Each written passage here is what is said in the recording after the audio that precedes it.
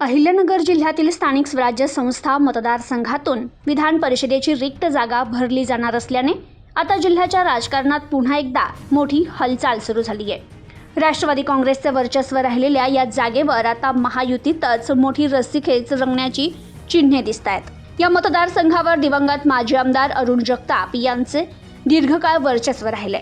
आघाडी सरकारच्या काळात त्यांनी सलग 2दा विजय मिळवत राष्ट्रवादी काँग्रेसचा दबदबा कायम ठेवला होता। मात्र राज्यातील राजकीय उलथापालथीनंतर राष्ट्रवादी काँग्रेसमध्ये पडलेली फूट, त्यानंतर महायुतीची झालेली नव्यानं उभारणी आणि स्थानिक स्वराज्य संस्थांमधील बदललेलं संख्याबळ, यामुळे आता परिस्थिती पूर्णपणे बदललेली दिसतीये।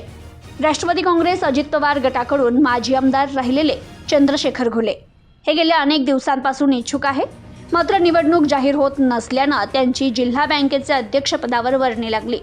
दरम्यान नुकतीच झालेल्या राहुरी पोटनिवडणुकीत देखील अनेक नाट्यमय घडामोडी घडल्या।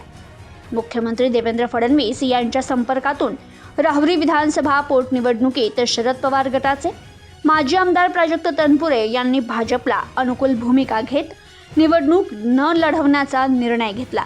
त्यामुळे भाजपचे अक्षय कर्डिले यांना विजय सहज साध्य झाला।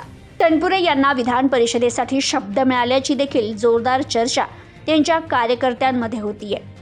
तर या मतदारसंघात आता भाजपचं संख्याबळ वाढलेलं आहे, त्यामुळे पक्षाकडेच ही जागा असावी अशी आग्रही भूमिका जिल्हा भाजपकडून मांडली जाऊ लागली आहे। Bureau report, news today 24, Ahilyanagar.